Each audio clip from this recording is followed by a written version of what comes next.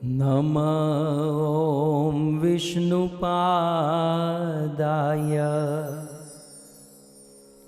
कृष्णप्रेष्ठाय भूतले श्रीमते भक्तिवेदान्त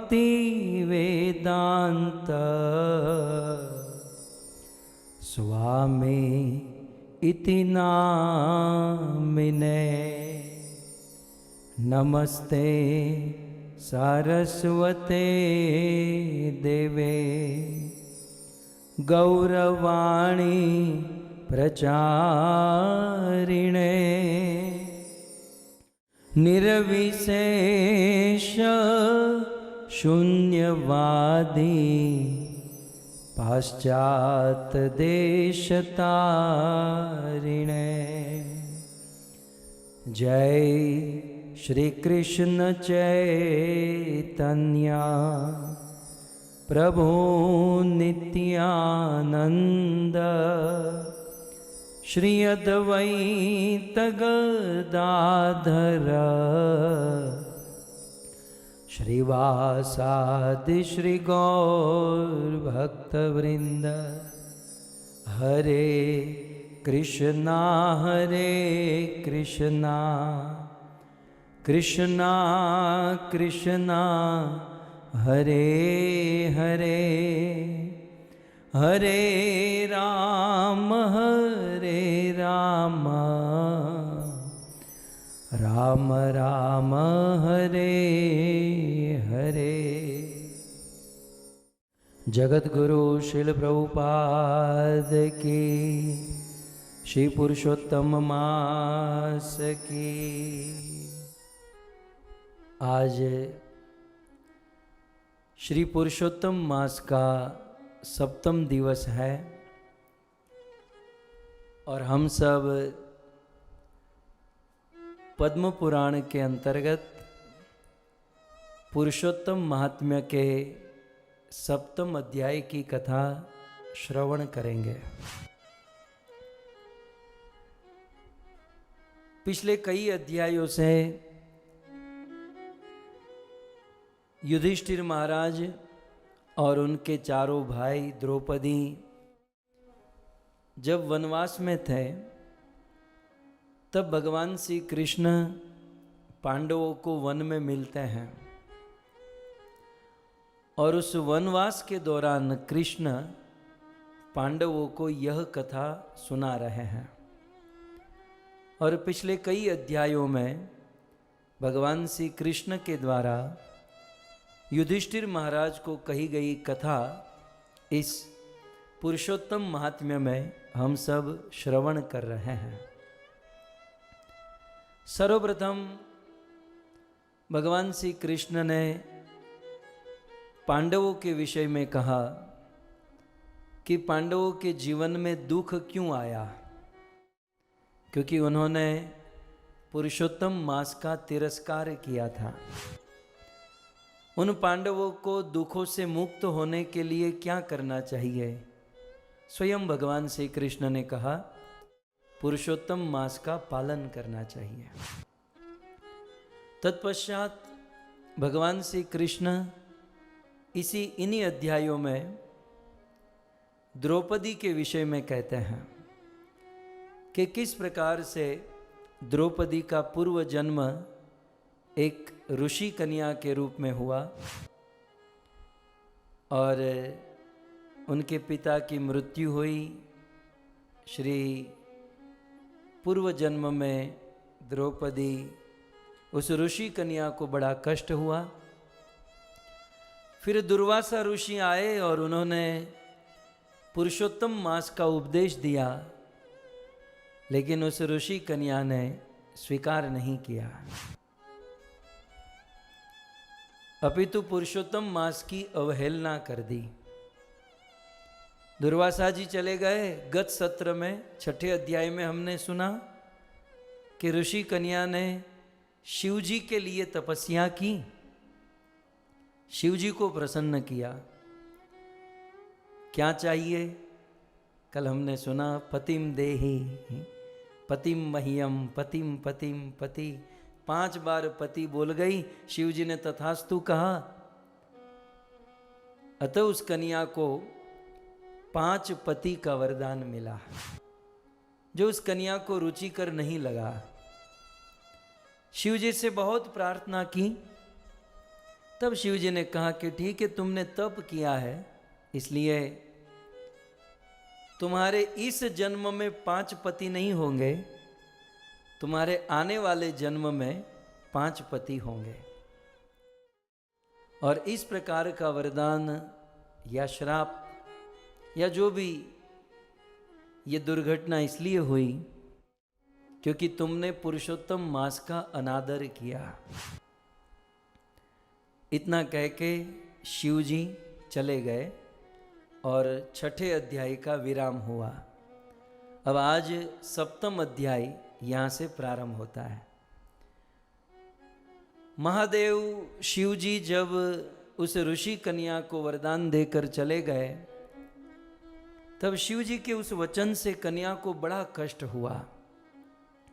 भगवान श्री कृष्ण कहते हैं कि युधिष्ठिर, वह कन्या दुखों के सागर में डूब गई, रात दिन शोक संताप करती रही, यहाँ से वहाँ वन वन भटकती रही और अंततः उस कन्या ने बहुत ही जल्द अपना प्राण त्याग दिया। अब जैसे ही उनका प्राण त्यागा, तुरंत उस कन्या को दूसरा जन्म मिल गया। यहाँ पर एक सिद्धांत समझना आवश्यक है कि जब किसी की मृत्यु होती है तो मृत्यु के बाद उनकी क्या गति होती है। जैसे कि यह कन्या तुरंत मरने के बाद तुरंत उसे दूसरा मनुष्य जन्म मिल गया, लेकिन सबके केस में ऐसा नहीं होता। भगवद गीता में कृष्ण कहते हैं, ऊर्ध्वम गच्छन्ति सत्वस्था मध्ये तिष्ठन्ति राजसा जगन्न गुण वृत्तिस्था अधो गच्छन्ति तामसा। यदि मनुष्य जीवन मिला है भजन भक्ति करने के लिए, सत्कर्म करने के लिए, और इतना सुंदर मनुष्य जीवन पाकर यदि कोई भक्ति नहीं करता और उससे बिल्कुल विपरीत पाप करता है, शास्त्रों से विरुद्ध, भगवान से विरुद्ध जो चलता है, ऐसा पापी जब मरता है तो मरने के बाद नरक में जाता है। जगन्न गुण वृत्तिस्था अधो गच्छन्ति तामसा। सो पापी मरने के बाद नरक में जाता है। और जो जीवन भर भक्ति करता है और उनकी भक्ति परिपूर्ण हो गई, भगवान के प्रति अटूट प्रेम हो गया, तो ऐसा डिवोटी, ऐसा भक्त मरने के बाद सीधे वैकुंठ भगवान के पास जाता है। लेकिन हमारा प्रश्न यह है कि हम लोग जैसे जो पाप भी नहीं करते और ठीक से भक्ति भी नहीं करते, जो बीच में अटके हुए हैं, न मिला राम न मिली माया, जो बीच में है, यदि पूछा जाए पाप करते हैं तो हम नियमों का पालन करते हैं, पापों से बच रहे हैं। और यदि पूछा जाए कि आप प्योर डिवोटी, शुद्ध भक्त हो गए, तो वो भी नहीं हुआ। तो पाप करने वाला नरक में, भक्ति करने वाला वैकुंठ में, लेकिन जिसकी भक्ति अधूरी रह गई उनका क्या होगा? तब भगवत गीता में योग योगेश्वर कृष्ण कहते हैं कि अर्जुन, यदि कोई व्यक्ति भक्ति करता है और उनकी भक्ति अधूरी रह जाए, माने जीवन में एक बार भी कोई महान मंत्र बोले, एक बार कथा सुने तो भक्ति शुरू हो गई लेकिन परिपूर्ण नहीं हुई, ऐसी अधूरी भक्ति वाले मरते हैं तो मरने के बाद वह तुरंत मनुष्य बनते हैं। तो भक्ति अधूरी छूटना भी प्रॉब्लम नहीं है। ये एक ऐसा मार्ग है जहां आप सफल नहीं भी हुए तब भी आप दुनिया वालों से तो बहुत आगे हो। मुझे बताइए, जटायु जब रावण सीता का हरण करके जा रहा था तो जटायु रावण के साथ युद्ध करने में सफल हुआ? नहीं हुआ। लेकिन फिर भी कितनी बड़ी गति पा गया। स्वयं राम जी के गोद में उन्होंने प्राण त्यागा और स्वयं राम जी ने जटायु का अंत्येष्टि संस्कार किया। यद्यपि जटायु हार गया था, रावण के साथ युद्ध में हार गया, सीता को बचा नहीं पाया, लेकिन छोटा सा प्रयास जटायु को योगियों से भी बड़ी गति प्रदान कर दिया।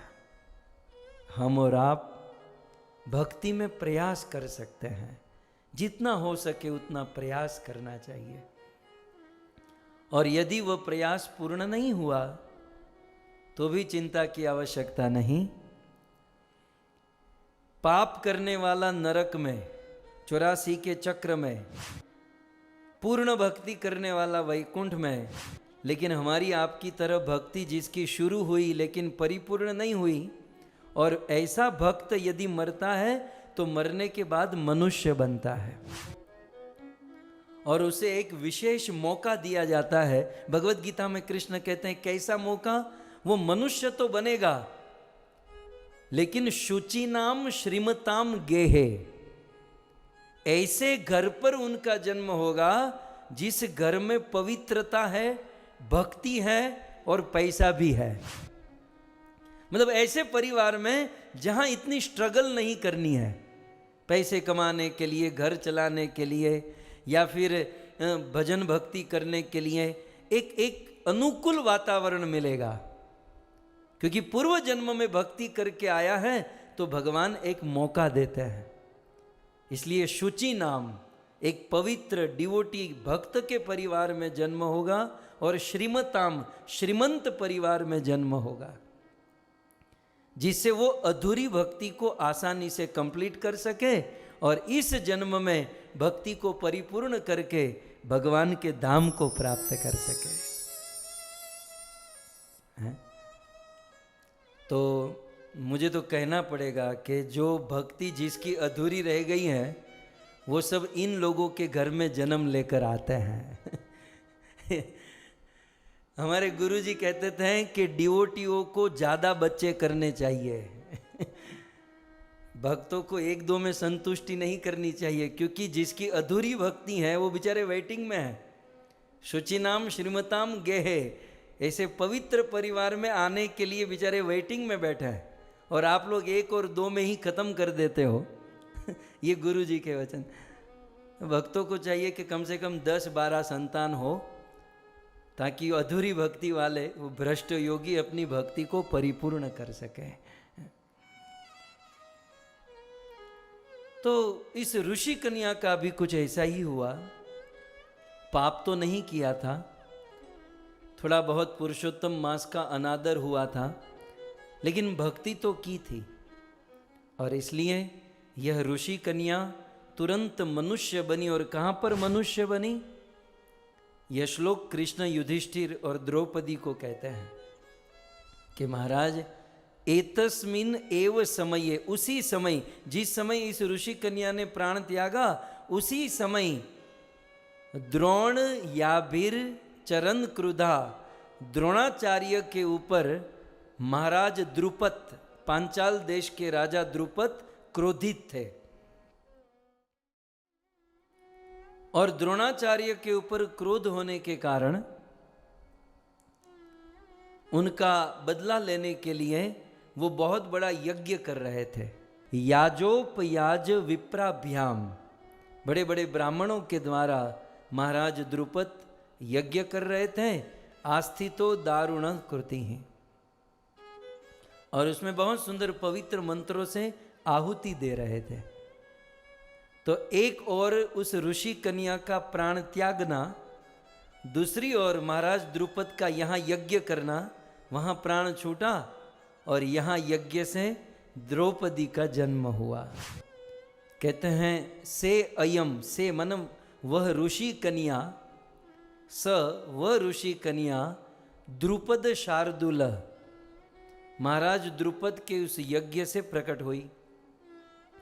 तनया वा रहोगता, और द्रुपद की कन्या कहलाई और द्रुपद की कन्या बनी, इसलिए इमीडिएट उस समय उनको द्रौपदी कहा गया। कैसी थी? चंद्रकांति, चंद्रमा की कांतियों से युक्त या शोरशी या भवतपुरा। सो इस प्रकार से उस यज्ञ से यह ऋषि कन्या द्रौपदी के रूप में प्रकट हुई। ऋषि मुनियों ने उनका नामकरण किया, क्योंकि ये श्याम वर्णा है, इसलिए इस कन्या का नाम होगा कृष्णा। और फिर तो यह कन्या कृष्ण नाम का जाप करने लगी, आगे चलकर कृष्ण की बहुत बड़ी भक्त बन गई। लेकिन वो शिव जी वाला श्राप तो था। शिव जी ने क्या कहा था कि भले उस जन्म में श्राप नहीं काम नहीं करेगा, लेकिन आने वाले जन्म में काम करेगा। तो एक बार महाराज द्रुपद ने अपनी कन्या द्रौपदी कृष्णा यज्ञ सेनी के लिए स्वयंवर सभा का आयोजन किया। और उस समय यह पांडव उस द्रुपद की सभा में गए और वहां जाकर अनेकों राजा महाराजाओं का मान तोड़कर, अनंत महाराजाओं का अभिमान चूर चूर करके, उस आंखों के ऊपर पट्टी बांधकर मत्स्य का भेदन करके अर्जुन ने उस सभा में द्रौपदी को जीत लिया। वैसे द्रौपदी तो अर्जुन की हुई है, लेकिन अर्जुन ने द्रौपदी को जीता और पांचों पांडव द्रौपदी को लेकर घर पर आए और कुंती को कहा, देखो माँ हम क्या लाए हैं। शाक भाजी लाए थे, टमाटर आलू लाए थे। कहा देखो माँ हम क्या लेकर आए हैं, क्या लेकर आए। महारानी कुंती बिजी थी, तो 4-5 बार कहा देखो हम क्या लेकर आए, क्या लेकर आए। कुंती ने कहा हाँ भाई जो लाए हो बांट कर खा लो। पांचों लोग बांट लो। तो ये सब एक्चुअली इसमें कुंती का कोई दोष नहीं है, दोष द्रौपदी के कर्म का है। कुंती तो साधन बन गई है, शिव जी का वह वरदान था, इसलिए तो होना ही था। सो शिव जी का वरदान कुंती के मुख से सार्थक हुआ। बोले तुम पांचों बांट लो। फिर पांचों द्रौपदी के पति बने। फिर आगे चलकर बहुत सुंदर इसका वर्णन है कि किस प्रकार से इस महीने में ये पति माने जाएंगे, इस महीने में ये माने जाएंगे, सब कुछ। ये सारी कथा जो है ना कृष्ण सुना रहे हैं। अब कृष्ण ने एक बहुत पॉइंट की बात की कि भाई फिर तो पांडव आप लोगों के ऊपर अत्याचार हुए। फिर कुरुवंश की सभा में एक दिन द्रौपदी को निर्वस्त्र करने का प्रयास किया गया। याद है? पांडवों ने कहा याद तो क्यों नहीं होगा, याद है। बोले उस समय द्रौपदी के वस्त्र निकाले जा रहे थे और द्रौपदी ने मुझे स्मरण किया, लेकिन फिर भी मैं द्रौपदी को बचाने के लिए नहीं आया। द्रौपदी ने पुकारा, फिर भी मैं द्रौपदी को बचाने नहीं आया। बाद में आए वो अलग बात है, लेकिन समय से नहीं आए। राइट?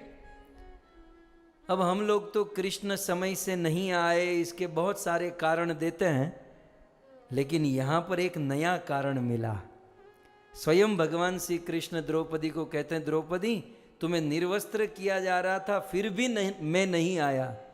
जानती हो मैं क्यों नहीं आया? श्लोक में आपको दिखाऊं। कृष्ण कहते हैं, मया चोपेक्षिता राजन पुरुषोत्तम हेलनाथ यदा शेपे प्रवृत्तो सा वंशुकस्य प्रीतात्मज। जब दुशासन द्रौपदी के वस्त्र को खींच रहा था तो उस समय द्रौपदी की रक्षा करने के लिए मैं नहीं आया। कृष्ण कहते हैं क्यों नहीं आया? तो इसका उत्तर यहां पर देते हैं कि राजन मया च उपेक्षिता, इस द्रौपदी ने मेरी उपेक्षा की थी। बोले द्रौपदी तो आपकी डिवोटी है, द्रौपदी ने कब आपकी उपेक्षा की थी? बोले इस जन्म में नहीं, पूर्व जन्म में। मया च उपेक्षिता, मेरी उपेक्षा की थी द्रौपदी ने, इसलिए मैं बचाने को नहीं आया। कैसे उपेक्षा की थी? पुरुषोत्तम अवहेलनात्। द्रौपदी ने पूर्व जन्म में पुरुषोत्तम की अवहेलना की थी, पुरुषोत्तम मास की अवहेलना की थी। मुझ में और पुरुषोत्तम में कोई अंतर नहीं है। सो पूर्व जन्म में पुरुषोत्तम मास की अवहेलना करने के कारण यदाक्षेपे प्रवुत्तोषा वंशुकस्य पृथात्मज, मैं द्रौपदी की रक्षा करने के लिए नहीं आया। मैं डट कर, मुझे पता था द्रौपदी का ये सब हो रहा है, मैं नहीं आया क्योंकि द्रौपदी ने मेरी अपेक्षा की थी, पुरुषोत्तम मास की अपेक्षा की थी। तो फिर पांडवों ने कहा तो फिर ठीक है आप नहीं आए, लेकिन हमने तो देखा कि वस्त्र तो आ गया। बोले मैं नहीं आया, लेकिन मैंने मेरे वस्त्र अवतार को भेजा। मेरा मूड तो था ही नहीं कि मैं आऊं, लेकिन फिर भी वस्त्र अवतार धारण किया क्योंकि द्रौपदी ने स्तुति बहुत अच्छी की थी। कौन सी स्तुति की थी? वह स्तुति भगवान कृष्ण स्वयं गाकर सुनाते हैं। ये नोट करने लायक है, रोज गाने लायक है। बोले द्रौपदी ने यह स्तुति, ये श्लोक बोला तो फिर उनका जो अपराध था, जो अपमान था, वो मैं भूल गया और वस्त्र अवतार को मैंने भेज दिया।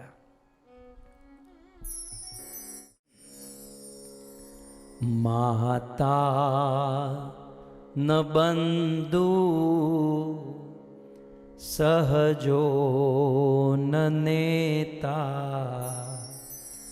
सख्यो न जामी न च भागिनेय,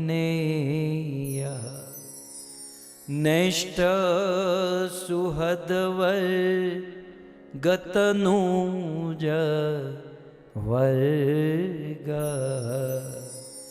नेष्ट सुहृदवर गतनुज वर्ग,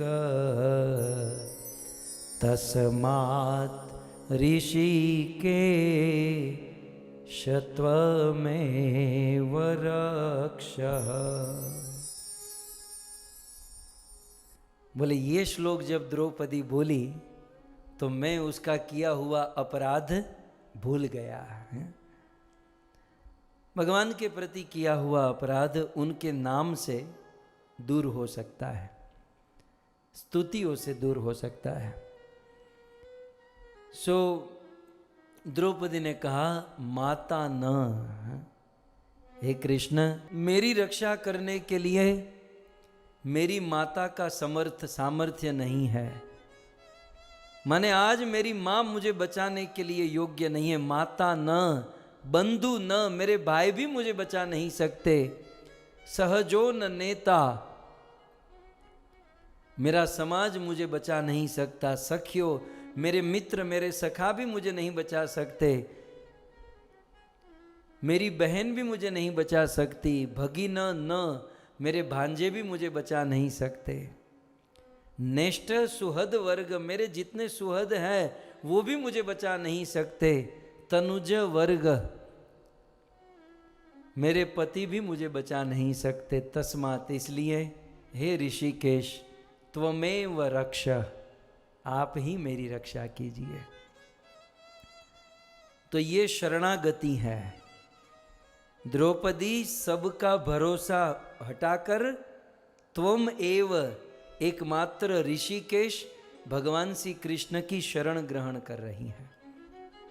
तो हे द्रौपदी, जब तुम पूर्ण रूप से शरणागत हुई तो तुम्हारे द्वारा किया हुआ अपराध मैं भूल गया। ये श्लोक न बोली होती तो मैं नहीं आने वाला था, लेकिन इस श्लोक के माध्यम से तुम शरणागत हुई, इसलिए मैं तुम्हारे सामने वस्त्र अवतार लेकर आ गया। लेकिन कुल मिलाकर पुरुषोत्तम का अपराध किया, पुरुषोत्तम मास की अवहेलना की, इसलिए हे पांडव आपको दुख भुगतने पड़े, द्रौपदी को दुख भुगतने पड़े। तो पांडवों ने कहा ठीक है चलो तो हो गया, लेकिन अब हमें क्या करना है। भगवान श्री कृष्ण कहते हैं कि आप लोग इस वन में रहोगे और इस वन में रहते हुए पुरुषोत्तम मास आएगा, तो उस पुरुषोत्तम मास में यथा यम मत प्रियो मास, पुरुषोत्तम मास मेरा परम प्रिय महीना है, पुरुषोत्तम मास मेरा प्रिय मास है।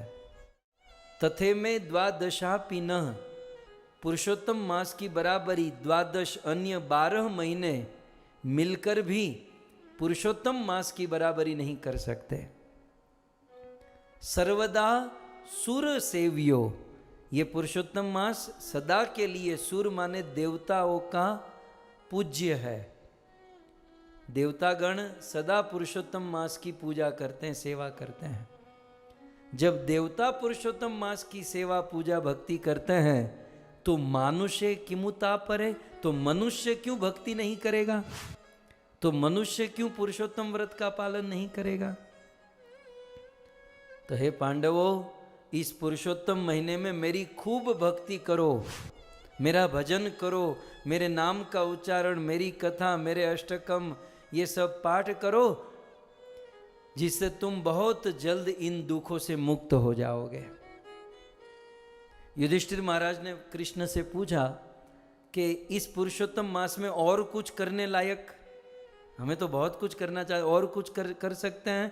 भगवान ने कहा नहीं, एक और मात्र एक मेरी भक्ति करो, क्योंकि मेरी भक्ति करने वाला मुझे जितना प्रिय है उतना होम हवन ध्यान ज्ञान कर्मकांड उतना मुझे प्रिय नहीं है जितना मेरी भक्ति करने वाला मुझे प्रिय है।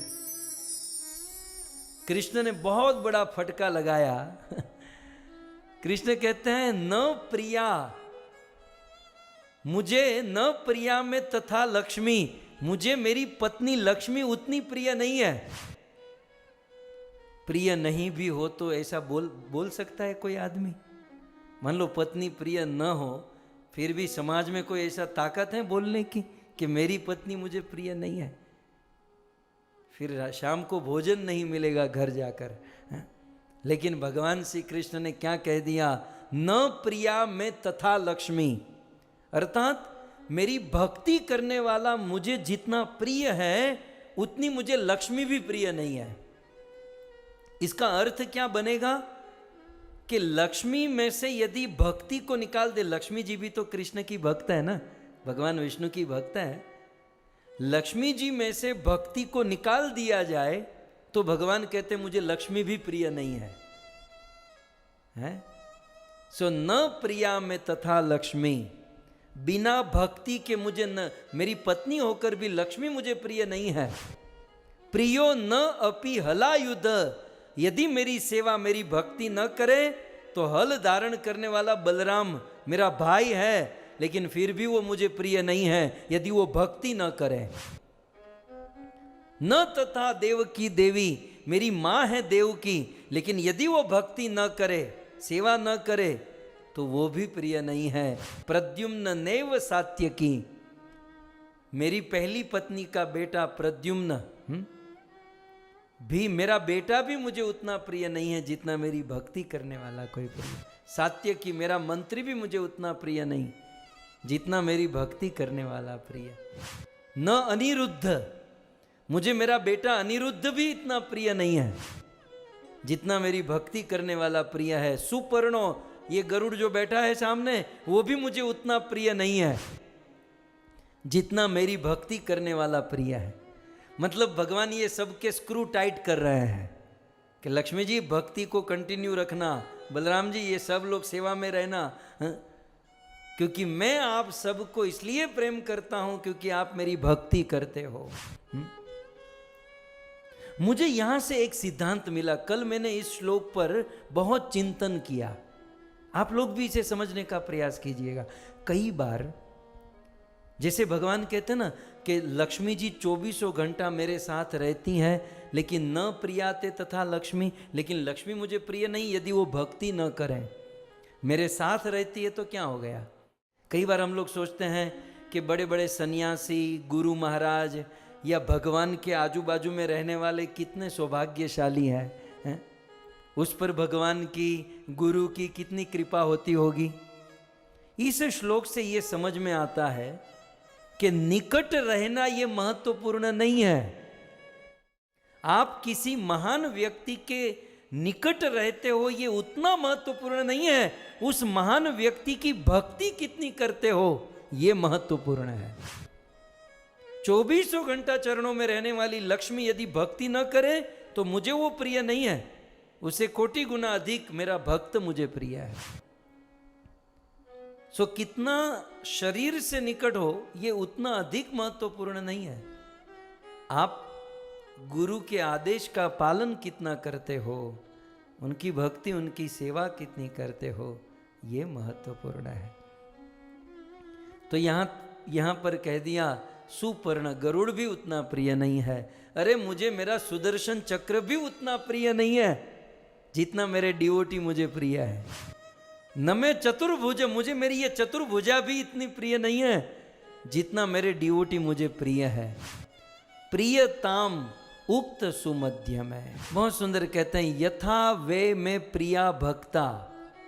यथा माने जितना मेरे भक्त मुझे प्रिय है, ताद्रिक में नास्ति किंचन, उतना मुझे कोई प्रिय नहीं है, नहीं है, नहीं है।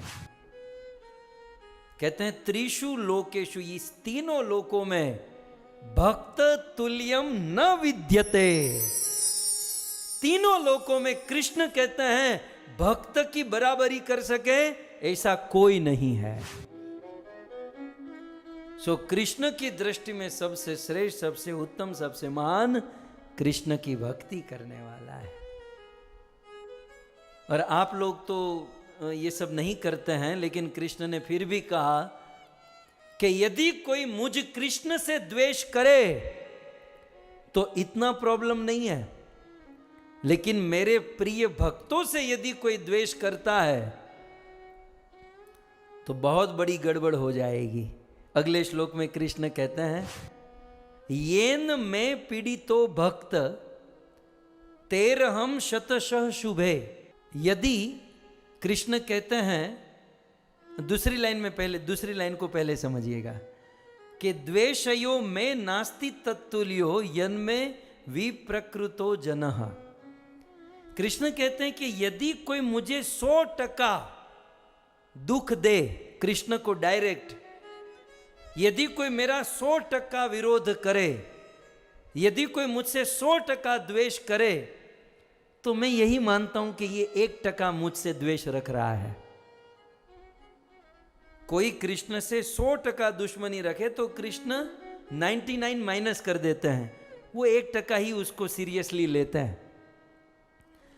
कृष्ण इस श्लोक में कहते हैं शतश, यदि कोई 100% मुझसे द्वेष करता है तो मैं 99 माइनस कर देता हूं, मैं उसे सीरियसली 1% लेता हूं। लेकिन यदि कोई मेरे भक्त से 1% द्वेष करे तो मैं उसे 100% समझता हूं, उसमें 99 ऐड कर देता हूं। हा? इसका अर्थ यह हुआ कि भगवान का अपराध करना एक बार चल जाएगा, लेकिन कृष्ण कहते हैं कि मैं भक्तों से बहुत प्रेम करता हूं, मेरे भक्तों के प्रति अपराध, निंदा, ये मैं सहन नहीं कर सकता। सो कृष्ण इस प्रकार से बहुत सुंदर उपदेश दिए और कहे कि आपको पुरुषोत्तम मास की शुभकामना। कुछ ही दिन के बाद आ रहा है, तो आप सब पुरुषोत्तम मास का पालन कीजिए और बहुत जल्द इस आपत्ति से, इस प्रॉब्लम से आप मुक्त हो जाएंगे। इतना कहकर कृष्ण ने कहा कि अब मुझे जाना पड़ेगा, क्योंकि वहाँ पर बलराम, आहुक, वसुदेव, सांब, गद, उद्धव, देवकी, प्रद्युम्न, सारण, ये सब मेरी राह देख रहे हैं। क्योंकि आप लोग वन में आए तो मैं किसी को बोले पूछे बिना ही निकल गया, लेकिन अब आपको उपदेश देकर, आपको समझा बुझा कर मुझे जल्द से जल्द द्वारिका वापस लौटना होगा, क्योंकि सब मेरी राह देख रहे हैं। इतना कह के भगवान श्री कृष्ण ने पांडवों से युधिष्ठिर महाराज से आज्ञा मांगी। और कृष्ण ने जब वापस लौटने की बात की ना, पांचों पांडव धरती पर गिर गए, कृष्ण को प्रणाम करने लगे, गदगद वाणी से, आंखों से अश्रु की धारा, और दोनों हाथ जोड़कर कहते हैं कि कृष्ण आप चले जाओगे। बहुत सुंदर श्लोक है, ये सब श्लोक नोट करने लायक है। जीवनम विष्णु भक्ता नाम, हम लोग विष्णु के भक्त है, कृष्ण के भक्त है। और विष्णु भक्ता नाम जीवनम, ये विष्णु भक्तों के जीवन कौन है? हरिर एव, भक्तों के जीवन एकमात्र हरि है, कृष्ण है, राम है, विष्णु है। सो विष्णु भक्ता नाम जीवनम हरिर एव ही। और साथ ही साथ कहते हैं न इतरत, और कोई नहीं, हरि को छोड़कर विष्णु भक्तों के लिए जीवन स्वरूप और कोई नहीं है। सो कृष्ण आप, हम आपको ना भी नहीं कह सकते हैं और हमारे साथ रहो ये भी नहीं कह सकते कि आपको हमारे साथ रहो ऐसा कहेंगे तो ये वन में आपको कहाँ भटकाएंगे, और वापस लौटाने को दिल नहीं कर रहा है। लेकिन आप स्वामी हो, आपकी जो इच्छा है आप करो, लेकिन पुनर्दर्शन अल्पेन काले नास्तु गदाग्रज। हे गद के बड़े भाई कृष्ण, बहुत जल्द आप हमको दर्शन दीजिएगा। अब दर्शन देने में देरी मत कीजिएगा, तो जल्द से जल्द आपका मिलन हो, हम ऐसी आपके चरणों में कामना करते हैं। सो इतना कहकर कृष्ण को विदा किए, कृष्ण चले गए और पांचों पांडव, द्रौपदी बैठे हैं। और अब कृष्ण के चले जाने के बाद ये पांडव आपस में चर्चा करने लगे। युधिष्ठिर महाराज कहते हैं कि ये भगवान श्री कृष्ण के वचन आप लोगों ने सुने। कृष्ण ने इस पुरुषोत्तम मास की कितनी सुंदर महिमा बताई। अहो मासस्य महात्म्यम यदुक्तम शार्ग धनवना। हे मेरे भाइयों, हे पांडवों, ये कितना अद्भुत मास है। कथम सौख्यम ही लभ्येत न अभ्यर्च पुरुषोत्तम। युधिष्ठिर महाराज ने कह दिया कि पुरुषोत्तम मास का पालन किए बिना आदमी कैसे सुख को प्राप्त कर सकता है। कथम सुख ही लभ्येत, कैसे सुख प्राप्त कर सकता है पुरुषोत्तम मास व्रत का पालन किए बिना। इससे आप यह तो समझ ही गए होंगे, युधिष्ठिर कहते हैं कि भगवान को छोड़कर मनुष्यों में सबसे उत्तम कौन? भगवान तो उत्तम है, लेकिन हम मनुष्य में भगवान को छोड़कर सबसे उत्तम कौन? युधिष्ठिर महाराज कहते हैं कि विविधे नियमे येषा, अनेकों प्रकार के नियमों के साथ हरि पूजा विधान के, हरि की, भगवान कृष्ण की कोई पूजा करता है और साधनों विगतो, साधन माने हरि नाम संकीर्तन महामंत्र का जाप जो करता है, पुरुषोत्तम मास एवस, पुरुषोत्तम मास में जो साधन करता है, विधि निषेध का पालन करता है और भगवान की विशेष पूजा करता है, वही पुरुष मनुष्यों में उत्तम है। सो वही मनुष्य धन्य है, उत्तम है, जो इस प्रकार से पालन करता है। पुरुषोत्तम मास आया और पांडवों ने पुरुषोत्तम व्रत का पालन किया। जब 13 वर्ष तक वनवास था, उसमें तो 4 बार पुरुषोत्तम मास आया और 4 बार पुरुषोत्तम व्रत का पालन किया। और यहाँ पर वेदव्यास जी लिखते हैं, सूत जी कहते हैं कि इस पुरुषोत्तम व्रत का पालन करने से, पुरुषोत्तम व्रत के अंत में राज्यम अतुल्यम, पांडवों का खोया हुआ हस्तिनापुर राज्य आप कृष्ण प्रसादतः, कृष्ण की कृपा से पांडवों को प्राप्त हो गया। तो ये है जबरदस्त पुरुषोत्तम मास की महिमा कि जिन पांडवों के जीवन में दुख कष्ट सब कुछ आए, पुरुषोत्तम व्रत का पालन करने से पांडवों को हस्तिनापुर का राज्य प्राप्त हो गया कृष्ण की कृपा से। और फिर इति श्री पद्म पुराणे पुरुषोत्तम महात्म्ये भाषा टीकायाम पुरुषोत्तम महिम प्रशंससो नाम सप्तमो अध्याय समाप्त है। तो आज पुरुषोत्तम मास का 7वां दिन है और 7वें दिन में 7वें अध्याय की कथा यहाँ पर विराम हुई। श्री पुरुषोत्तम मास की, श्री कृष्णचंद्र भगवान की।